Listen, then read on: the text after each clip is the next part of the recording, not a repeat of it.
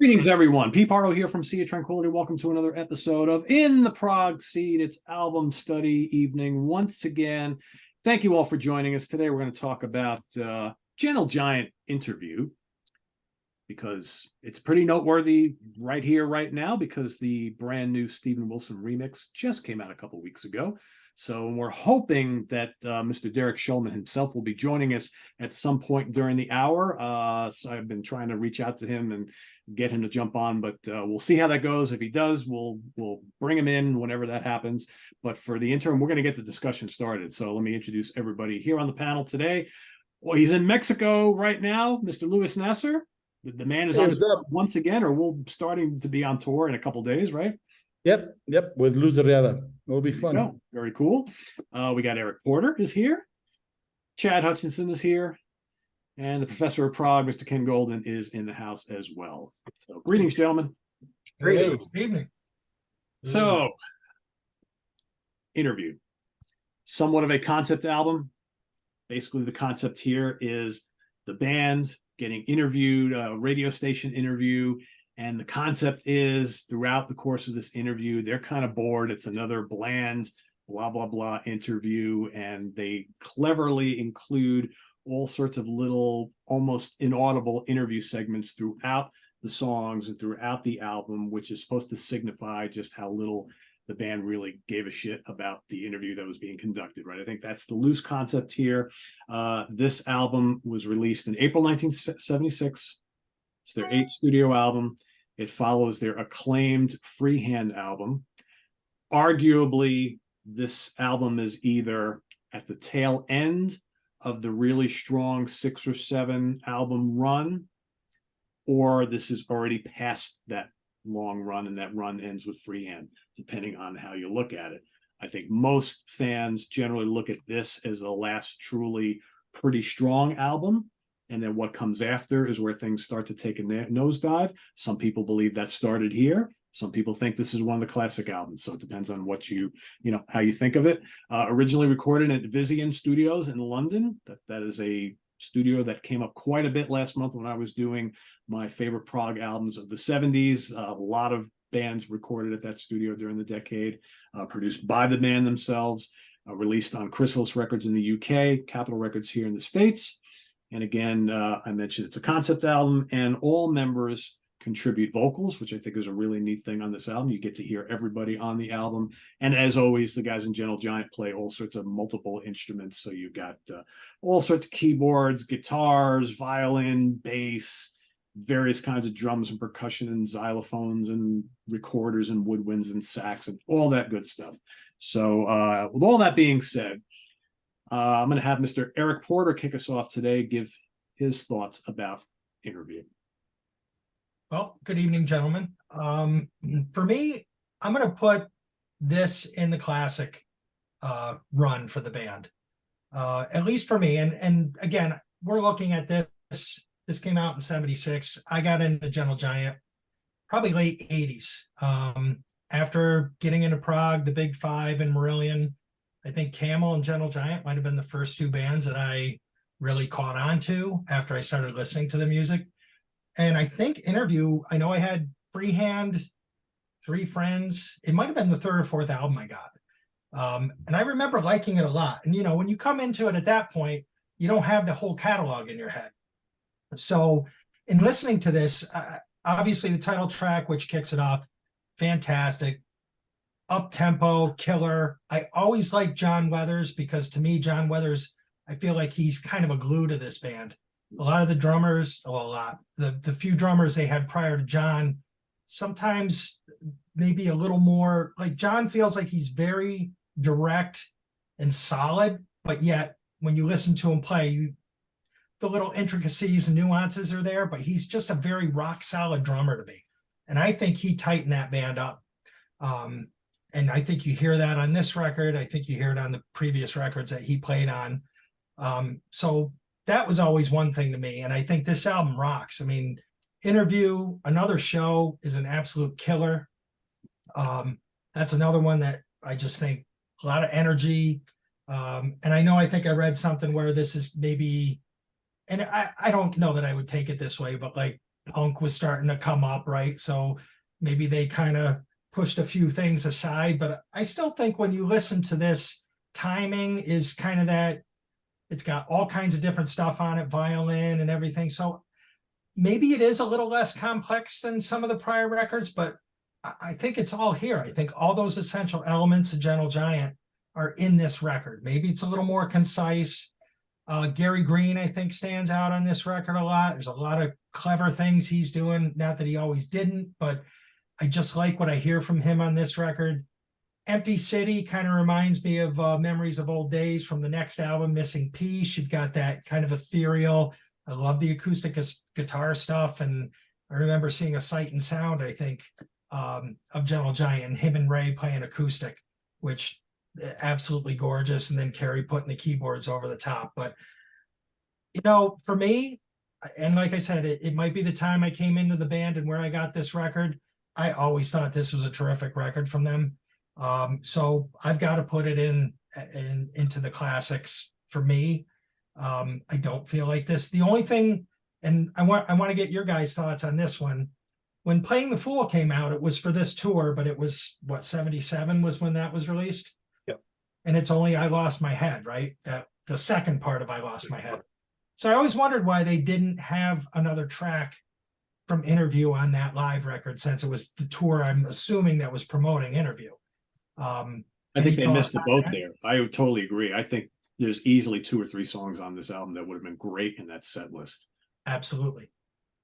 So that was always the one thing, you know, when I got that, I was like, geez, how come they only have the second section of I Lost My Head? I would have assumed they would have had and it wasn't a double. I know a lot of stuff was double live albums back then, right? So, I mean, maybe because it's 6 or 7 songs, if they'd had a double, you would have gotten the extra tracks from Interview. But I don't know. I love it. Interview, I think, is a terrific record and stands with their, you know, top-notch stuff from Gentle Giant. You think, Eric, that Give It Back is like a clear nod to where they would go with the next album and the next 2 albums, actually? It's hard for me, I guess, because they, you know, the reggae comes out, and I actually like Missing Piece. Definitely poppier direction. I mean, Turn It Around and those things. But Missing Piece to me that's maybe where it's a step down, but good. And Give It Back, I don't mind it. It's something different. I don't think they've done anything like that prior to this. I think it's a good track. It's not my favorite track on the record, but I like it. I think it's a good solid track from them. I think they throw in the middle. Yeah, you know? I like it too. And I think, you know, in the middle part of that song, they throw in those kind of little keyboard and percussion bits that sounds like jingle. I mean, that's Gentle Giant, right? Exactly. They gave you that at least. Whereas I think on the next album and the album, certainly the album after that, everything's much more straightforward, like standard, kind of like rock arrangements and things like that. So, Exactly. Yeah, it's interesting. You guys were talking about, while you're talking about Playing the Fool, I just went on to see if I could find some set lists from that tour. The European leg seems to have a very similar set list to what's on the Playing the Fool album. But like there's a set list from Hempstead, New York for the Interview tour. They included Interview, Give It Back, Timing, and I Lost My Head. Okay. Wow. That was at the Calderon. Which they played at. I think I just saw a picture of that. Ends on the same site I am. Well, Chad, why don't you go next? What are your thoughts on the album? Sure. You know, this is one of the albums from their catalog that I got after I'll say the first. This is what, number 8. So I started, I think, with Freehand. I went Octopus, then I got the rest of that bunch. Then I went Interview, Missing Piece, then, you know, the rest. So I digested those other ones first, then went to Interview, and to be honest with you, it didn't grab me. So I hadn't listened to it a lot over the years, but for this, I've really gone back. I've probably listened to this album 7, 8, 9 times in the last week and a half, and it's really grown on me. The only track that doesn't thrill me is Give It Back. I like everything else. I think, Eric, to your point, you know, I'd say were things starting to go downhill here or not? I think part of it is from one of the interviews I watched. is that for this album, they had 2 weeks to write the whole album. And they felt that the writing was rushed and they felt the concept was rushed. I think it was actually Derek is the one who said he thinks it could have been a better album if they had more time. Now that sounds kind of obvious, but coming from the artists themselves, it holds a lot more clout. But that said, for the time that to make this album in 2 weeks, write this album, there's complexity all over it. I mean, it's insane. I think in that same interview, he mentioned that Terry Minear essentially wrote Design on the fly. How the hell do you write that song on the fly? I would love to know that. And I think he handed out different parts to different band members without telling them how it was going to fit together later. Somehow he had this in his head, and it came out with that drum ensemble and all the crazy vocals and the layering. And like you said, there's all 5 guys sing on that. The remaster, I think, really pulls those voices out. If you listen to it in headphones, I heard a bass voice in the back of my right ear that I hadn't really heard that well before, and it was really cool. But back to the album as a whole, it really has grown on me in the last week and a half, and I would lump it with the class with the others. I'll call it before the downturn, before they got more simplistic. Interview's a great song, really killer Hammond. It has a rock sensibility, a little bit like Freehand does at times. I think Interview and the second half of Lost My Head could have fallen off the Freehand truck. They both have that nice, heavy, complex feel. Like John Weathers, driving both of those two along. Give It Back's okay. Anything reggae inspired is going to give me a question mark, and I'll have to dig into it.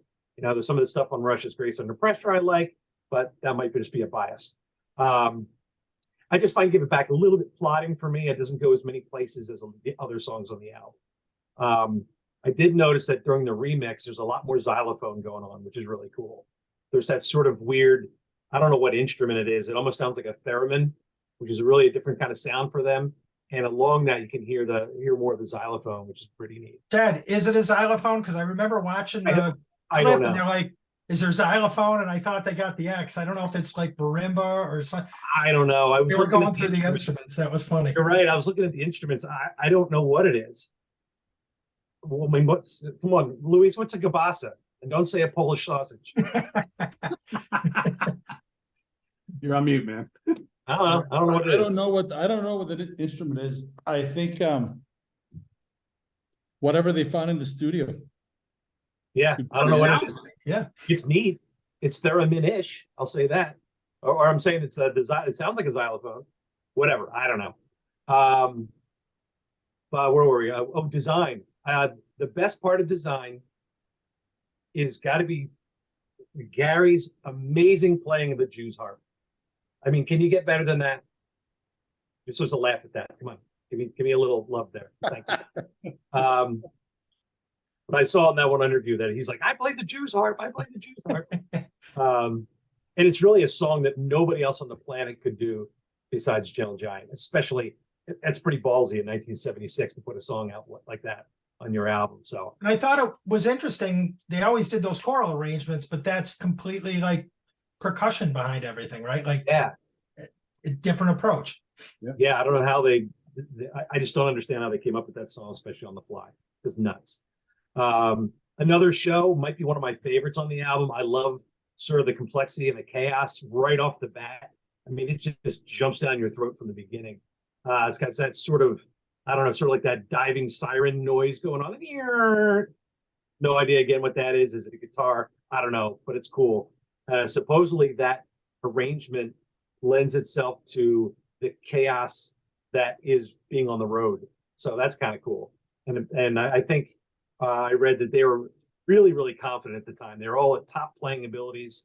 They were doing album tour, came off a huge, long freehand tour, and they were just top, on top of their game on their instruments. So I think that's part of where Another Show came from. There's a great driving bass line in that. There's this cool buzzy guitar during the verses that Gary's doing. Again, that came out in headphones with the remix even more. Timing has one of the meanest Hammond sounds I've ever heard right at the beginning of that. That's just killer. And I think this as good as John Weathers is on the rest of the album, I think this is his shining moment. He does some really great stuff on In Timing. And then Gary comes out with a pretty ripping solo in this song. You know, I don't think I've heard him do something quite like that before on a Gentle Giant album, but that's pretty cool. And there's great violin and piano interplay. And then finally you have I Lost My Head. It's sort of a 2-part mini epic to close things out. It has, Carrie on the first part. And then he starts banging on like an upright piano. And it's sort of like this calling card, like, uh-oh, something's going to happen. The song's going to change. And then it certainly does. And it comes in with that second part, which is just classic Gentle Giant. Like I said, lends itself to sort of that rocky freehand kind of thing, but it's a great way to finish it out. And I can see why they included that on Playing the Fool. Must have been amazing live. To me, I always saw I Lost My Head as kind of like the younger sibling to Peel the Paint from the Three Friends album. And I think that's interesting how on the live album they kind of put the two of them together almost. You have like, because each song is like you have this humble, light beginning and then the crushing finale, and they're both kind of similar. They don't sound anything alike, but I think that the kind of dichotomy between the two halves on both the songs are very similar.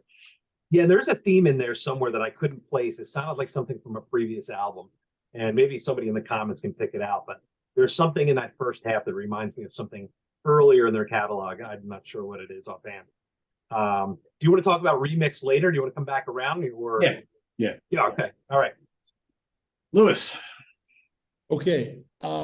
This is out of all the, first of all, I would say this record is not in any way part of the downfall of the band. I think it's as complex and interesting as anything they ever did. It's just, it's a lot less obvious. But when you really listen to it, then you realize, and by the way, I did hear that interview where they said it took them 2 weeks. I have no reason to think they lied, although I don't really understand why it was only 2 weeks.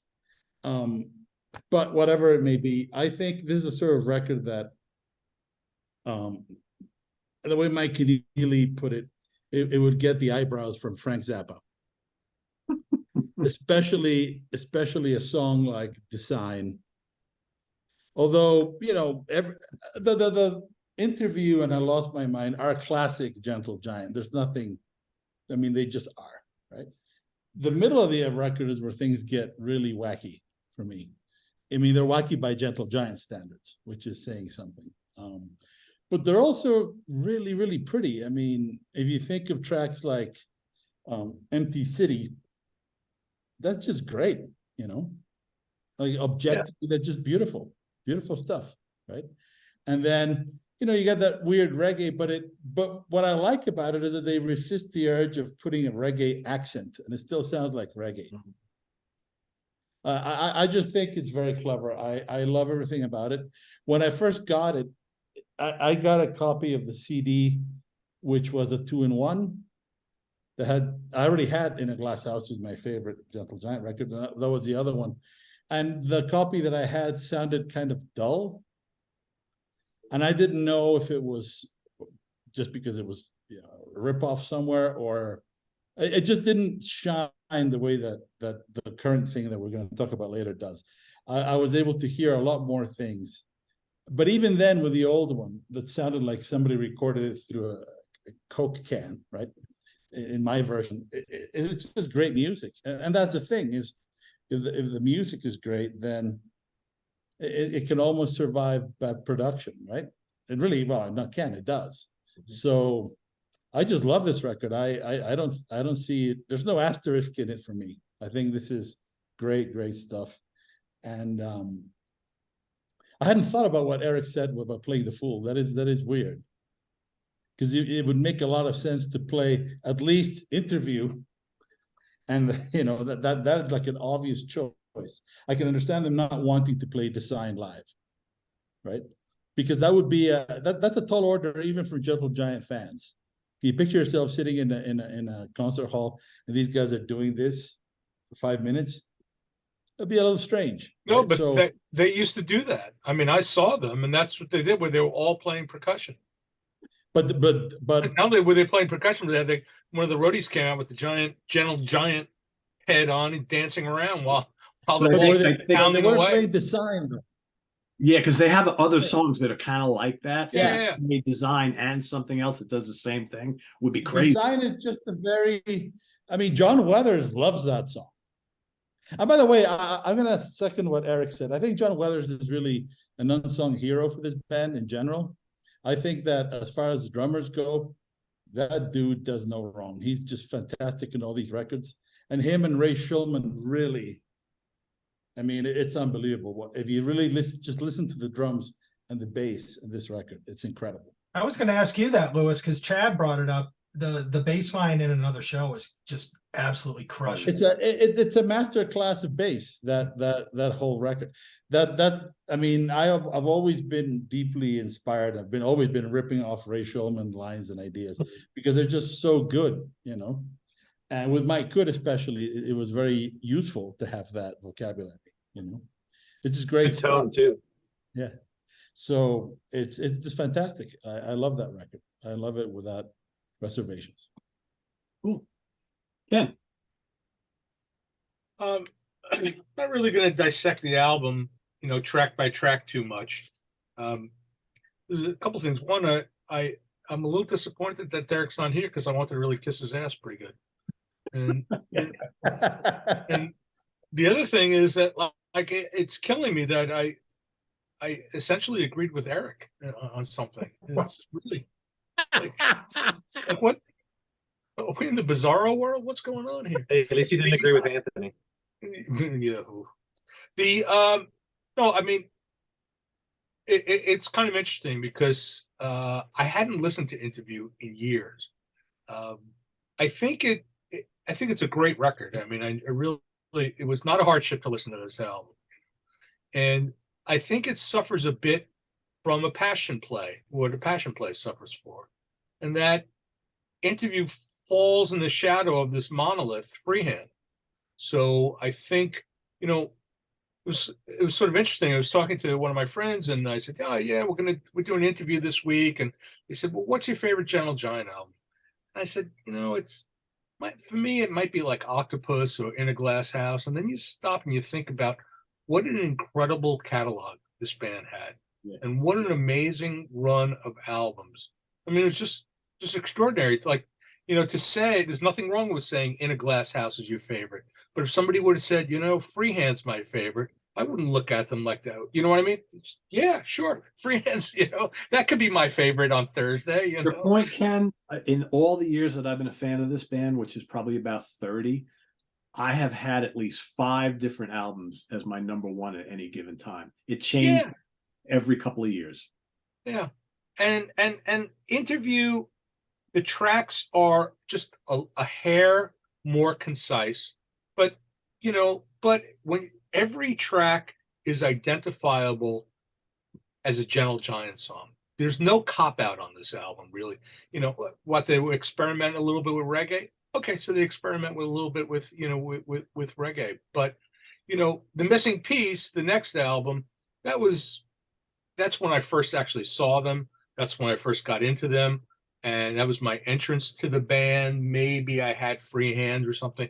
And for me, like half of that album is really good. And half of it kind of sucks, you know. But the good parts, I think, like Memories of Old Days, I think, you know, it's like it's a great piece, right? And there are elements on this album, like I was saying, like I guess Empty City kind of could have fit on there. You know, it's got this sort of ethereal quality to it. Actually, I do like that track a lot. I think that one's actually in my head. I hear a little bit like Queen with the vocals and stuff, but you know, layering. But yeah, I just listening to it organically, you know, just as a whole album. I'm not thinking about the concept because the concept is not much of a concept, you know. But it's just, yeah, it's quintessential Gentle Giant, and it only suffers because it follows Freehand, which for me is like a, you know, one of the truly great records. But any other band would have put this album out, and you'd say, wow, what an amazing album. You know, it's a pretty great record. So Yeah.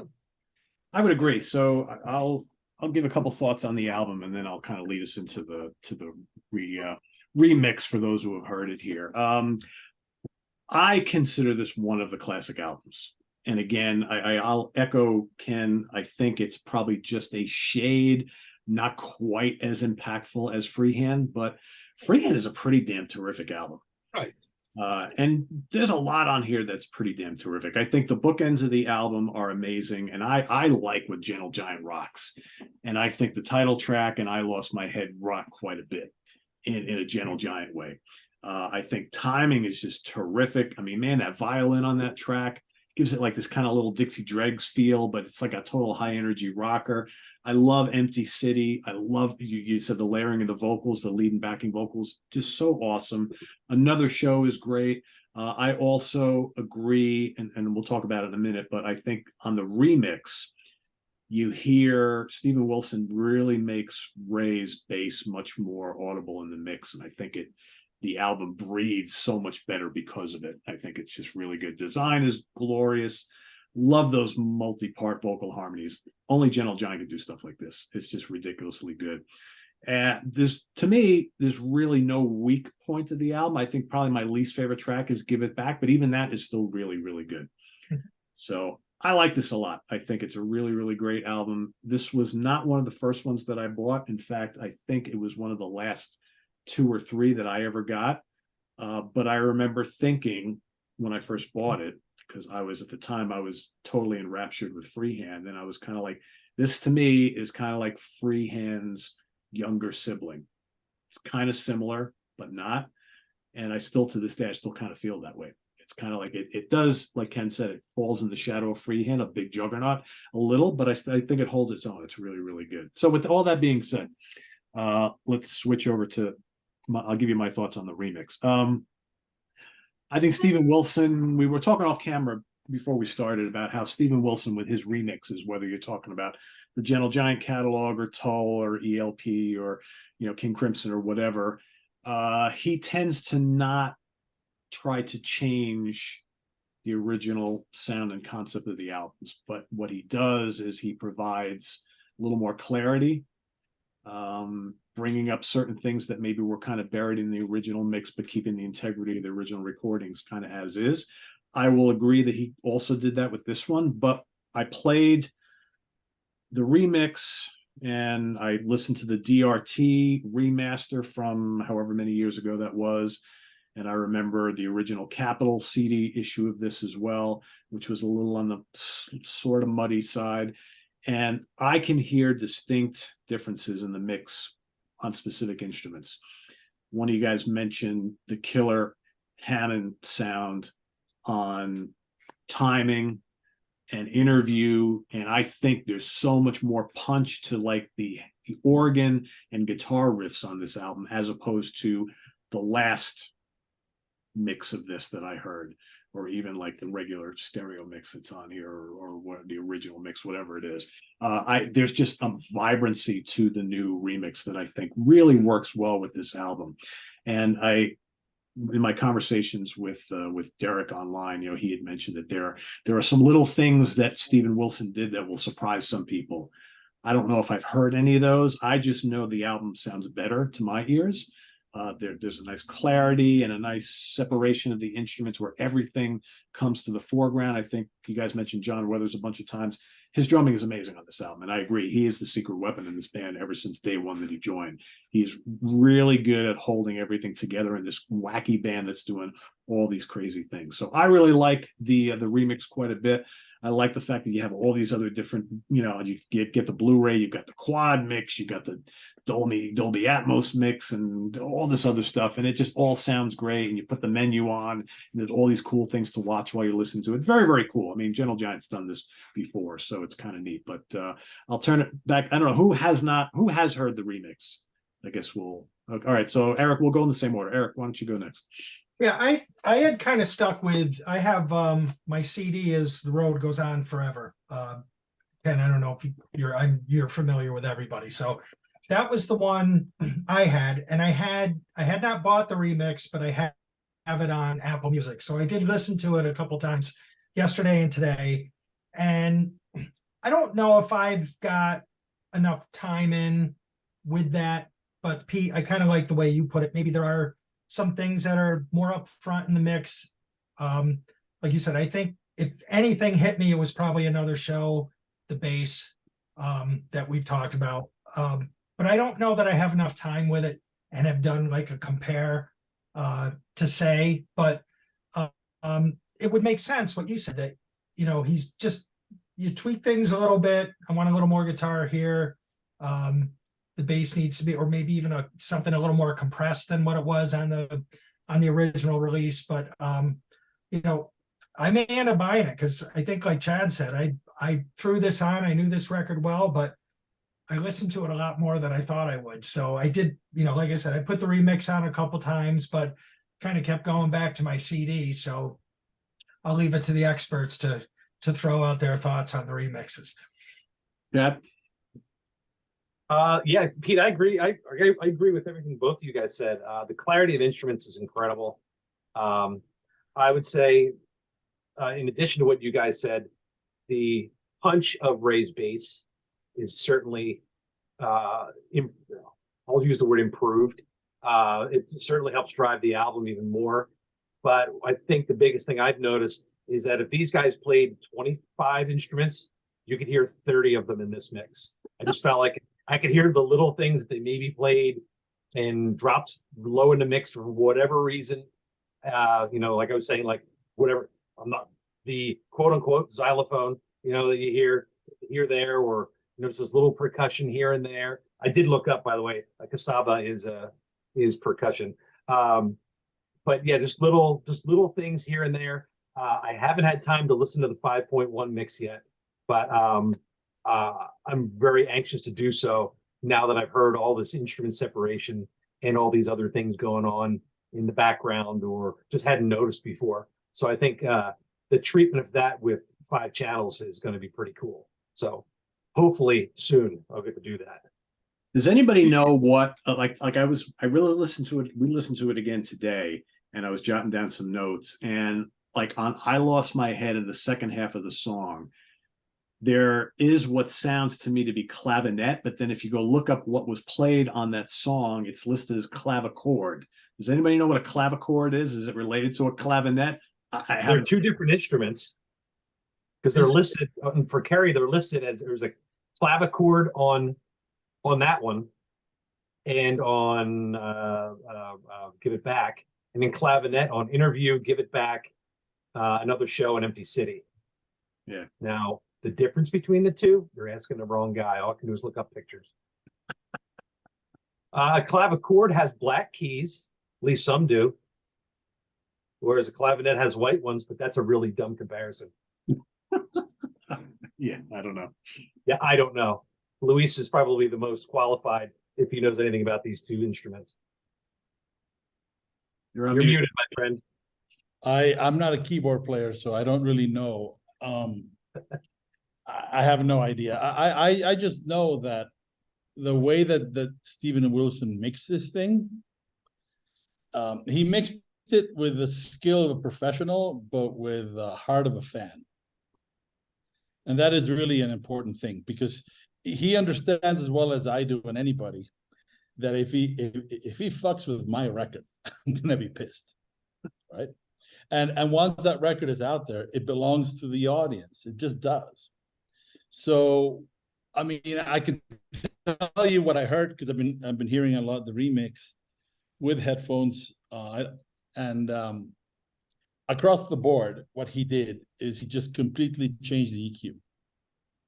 That's why you're able to hear everything with so much clarity. He really separated out and created little homes for the various voices. That's number one. And he's a master at doing this. What he did with Passion Play, which you talked about before, is great. He also added just a smidge of tube compression on the bass. And the thing is, a tube compressor will kind of round up the waveforms, but it adds a lot of harmonic content. So that's why it gets a little bit of a sizzle, you know, just a hair of distortion. And having the extra harmonic content there allows the bass to cut through without becoming louder. It just grabs your ear better. it's a really nice trick, and he does it great on this record. To me, though, although of course Gary's guitar sounds incredible, and Gary's guitar lines are always amazingly weird and original. The star of the show for me, besides the rhythm section, is always Kerry Minier. 100%. Because the way that this man thinks about orchestration within the context of the band, the layers of sound he does, and the lines, just the tiny little lines that he plays on everything. It just blew my mind. I had not heard it with this clarity before. I mean, I've owned the record for 20 years and never heard it like this. Even John Weathers on Interview, he has this thing where he's playing these tiny little chimes on the cups of the cymbals that if they were there before, I never heard them.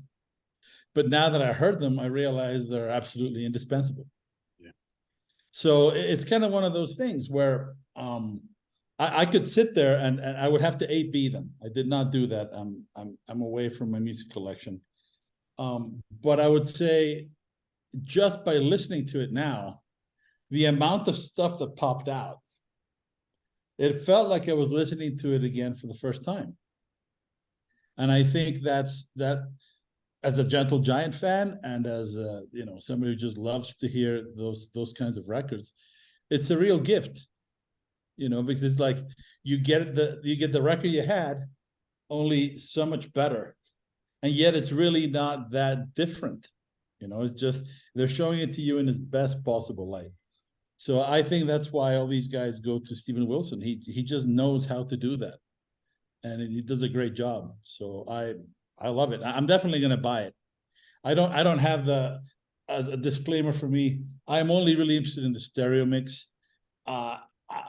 I'm old and I'm grumpy and I fucking hate 5.1 surround because as a musician, that's not how you hear it on stage. When you go to the fucking concert, that's not how you hear it. So to me, it just sounds weird. 5.1 surround sounds great for films. It's immersive. It's awesome. For music, for me, it makes me angry. So I don't want to be angry. I don't even have any way to play it. So, but I will buy it just for the stereo mix because it's like Luis, it works very well with classical because because they use it for ambient retrieval. So you get to hear a lot of the room. Okay, so then you get the live sound of a concert. Yeah, you get that. You get more of the sense, of the orchestra, because you're hearing the whole thing. But I mean, for me, I'm with you. I mean, I don't want to hear drums coming from behind. I don't want it. It's just odd to me. Yeah, it's I don't like it. But I know that Atmos is a big thing now. People swear by it. Yeah. Again, I am not a hi-fi person. I just am so hardwired into stereo and headphones in particular. I don't like even earbuds. I like good headphones. Right. There's a reason, nature evolved and found a good solution. If I stick a little dildo in my ear, I'm just bypassing millions of years of trial and error, So I just like to hear things like that. But I love what he did. I think this record is incredible. Well, you mentioned he's a fan, I mean, he is. It's incredible. Well, he only seems to want to work with albums of bands he likes. Yep. I mean, he bailed on ELP because, from what I understand, well, obviously, like ELP, they didn't have access to multi-tracks for a lot of it, but he wasn't so into the band, so he kind of bailed on it after Tarkus, I think it was. Did he do Trilogy? I don't remember. But two of them, I believe. But everything else, a big Yes fan. I wish he could have done Genesis instead of Nick Davies. He's very good at what I say. He wipes away the schmutz. He doesn't really screw around with the mix on it. He just provides clarity. Yes. So you hear that, like me, I hear it when he does Lizard. I heard it on Aqualung. That just seems to be, even when he did Opeth, that's just seems to be his MO. He's kind of faithful to the music, but he just brings clarity and focus to everything. And the thing about him also, he doesn't cheat. He doesn't abuse reverb. Yeah. Actually, if you hear what he does, it's a little bit less verby. and so much better for it. You know, it's so I don't know. I have lots of respect for that guy. He knows what the fuck he's doing, and he does a great job. I wish he had done Carnival 9. That would have been amazing, right? But I'm grateful for the stuff he has done, right? All the Jethro Tull stuff, and I'm excited to hear what he's going to do with Broadsword and the Beast, because that's a favorite. That'll be coming up later. But this record, going back to this, I just really want to say, Kerry Meniere is really, really underappreciated. You don't normally hear people talk about great keyboard players and hear his name. True. But I think that he's like the Brian May of keyboards. He just does that thing. It's unquestionably him. It's unquestionably great. It's unquestionably original, but it's not super flashy. That's the thing. I just love, and this record is a perfect example of all of the above. All those compositions, and then the choice of the voices. Like I said, I don't know what the hell is a harpsichord or whatever that thing you guys were asking Clavichord. about. Yeah, clavichord. But I mean, when I hear these words, I think of the Adams, right? This is the kind of sounds that come into my head, of like old Bach. And you don't hear that with these records. Don't you think that's the entire band, Luis? Like, when they talk about prog, I mean, you don't hear Kerry Meniere, you don't hear Ray Schulman, you don't hear these guys. It's but crazy. They're all fantastic, but they work. It's almost like that unit, because you listen to these songs, each one of them is playing a little intricate part. They're never playing pretty much the same thing together. You might get a couple unison runs, but you never hear these guys like called out like John Weathers, great drummer, or Kerry Meniere, great keyboard. For some reason, that just doesn't happen. I have no idea why. Yeah, it's like there's no like superstar in this band, yet they all are superstar, Right? Virtuoso musicians. But yeah, there's a lot of density to their music, to compositionally. So I think that there's a lot of stuff going on at the same time. That's kind of the core of Gentle Giant's music.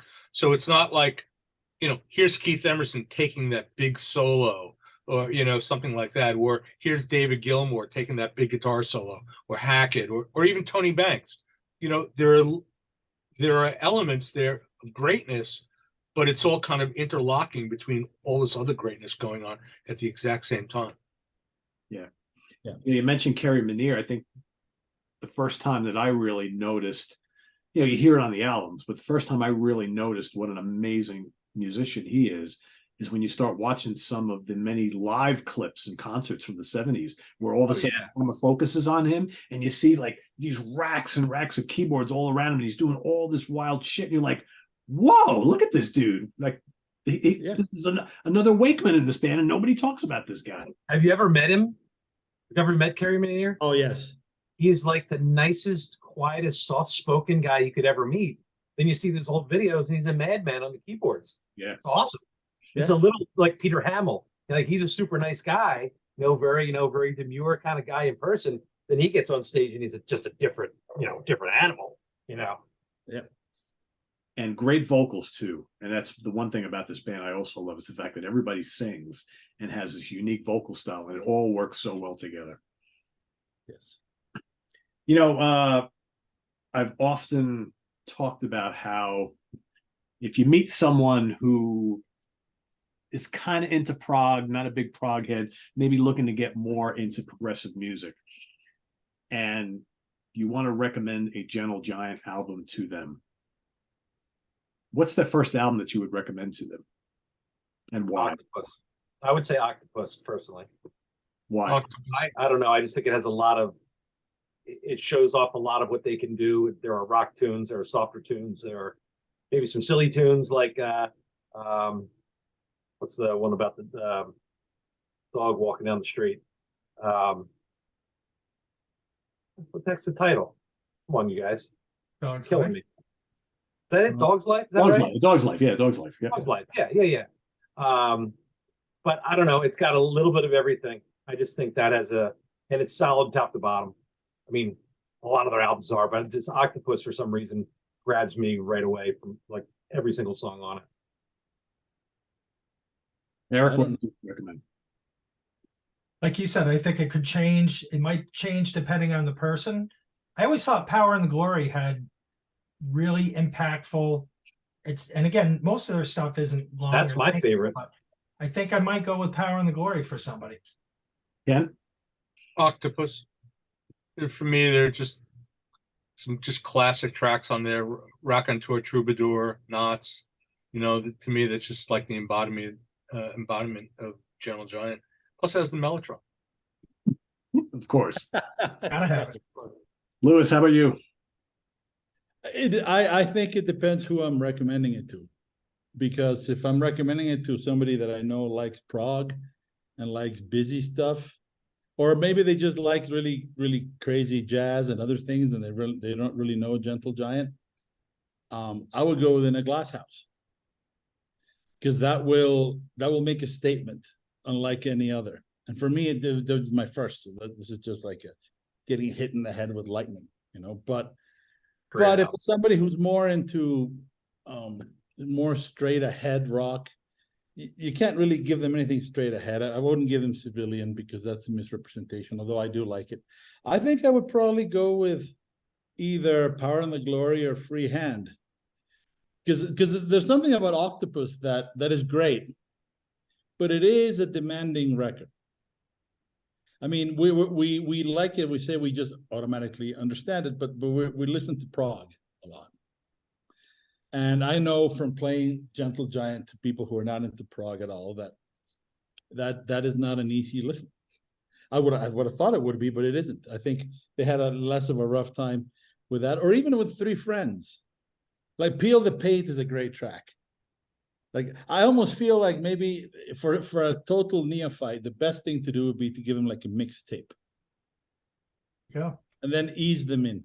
Because otherwise, like the records are amazing, but they all have at least 2 or 3 tracks that are gonna demand your full attention. They're gonna grab you by the ears and shake your skull. So you have to save the mixtape for at least the 4th or 5th date, Louis. Yeah. Yeah. Oh. Yeah, I mean, I would agree.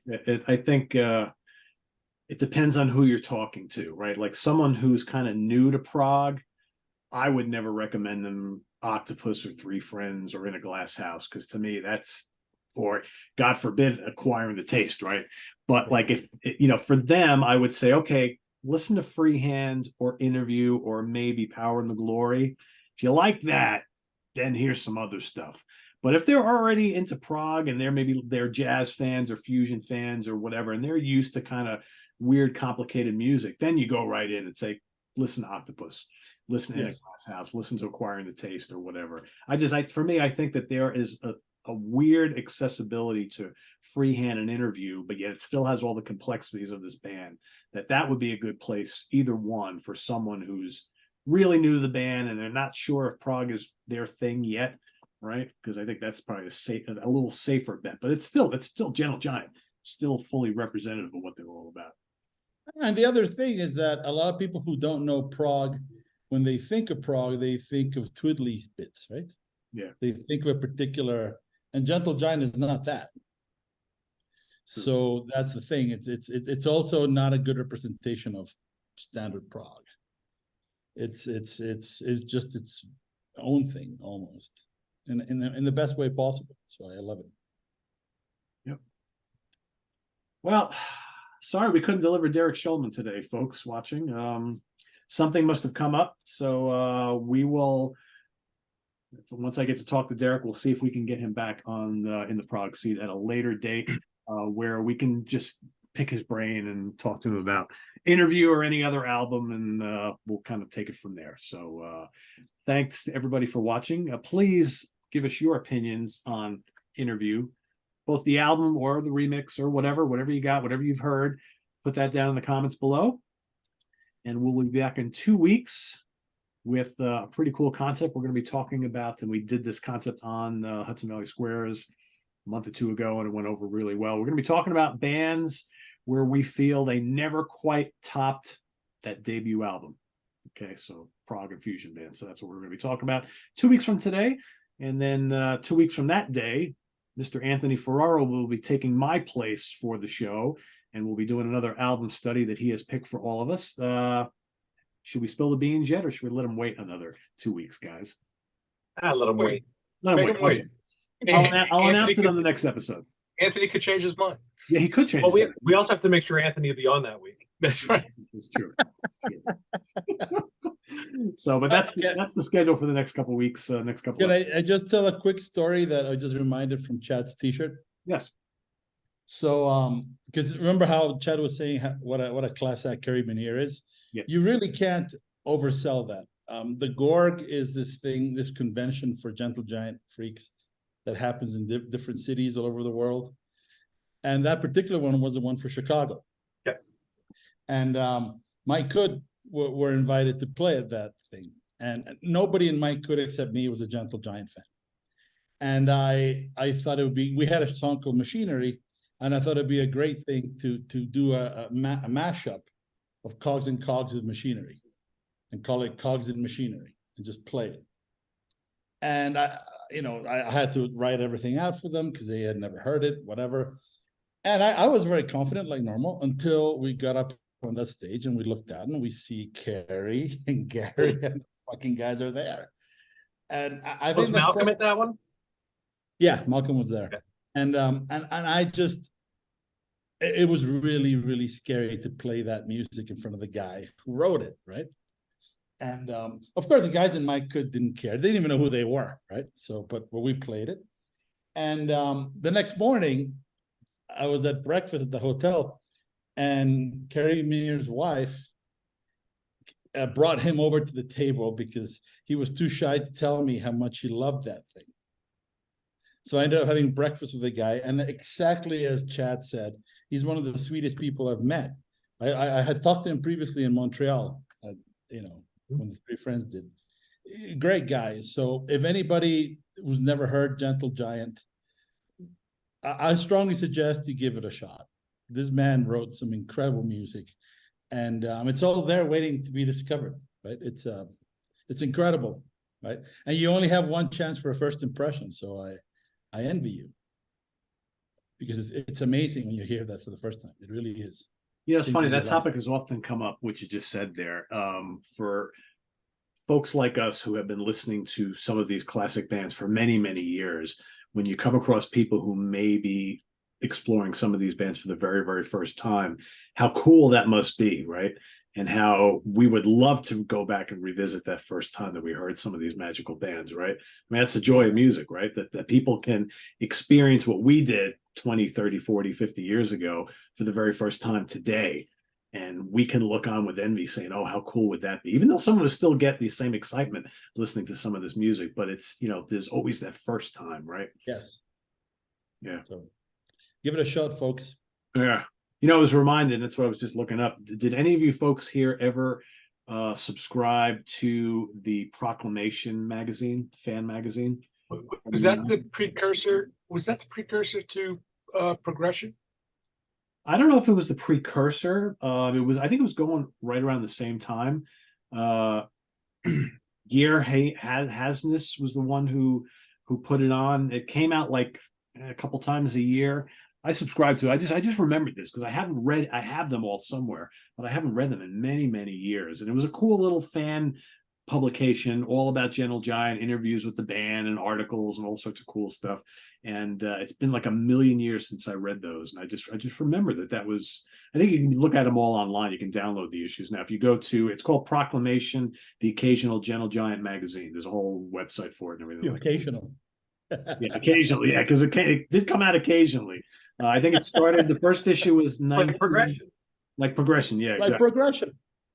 1992 was the first issue, and I think the last was in 2000 or something like that. So there wasn't a lot of them, but they ranged anywhere from like 20 to 80 or 90 pages, depending on which one you got. So, but lots of album reviews and album discussions and concert reviews and interviews and with the guys in the band and whatnot. So it was pretty cool. With black and white, I believe, if I remember correctly. You might want to. Do you have one to hold up? Because anybody young, on the younger side, they might not even know what a magazine is. I know. I know. No, I don't have, because I only just thought about it. I have them somewhere. I just got to find out where they are. They're probably in a box in storage here somewhere. But there, I remember them being pretty cool, and I went and ordered all of them back in the day. So yeah, cool stuff. So. Nice. Anyway, but like I said, if you just go look up gentlegiantmusic.com, or specifically just do a Google search for Proclamation, the occasional Gentle Giant magazine. You'll find the website and you can go download these, or check them out in PDF or whatever. So anyway, just thought I'd throw that out there. So again, album of the day is Interview. Let us know what you think down in the comments below, and we'll see you here in 2 weeks on In the Prog Seat. Visit us on the web at www.seatranquility.org. We're on Facebook, we're on YouTube, all together, all the damn time. For Lewis Nasser, Eric Porter, Chad Hutchinson, and Ken Golden, I'm Pete Parle. Thanks for watching, everybody. Once again, we apologize, no Derek Shulman today, but I'll do my best to get him on a future episode of In the Prog Seat, and we'll do that when it happens, and we'll see you in 2 weeks here on the show. Till then, have a good night, everybody. Bye-bye.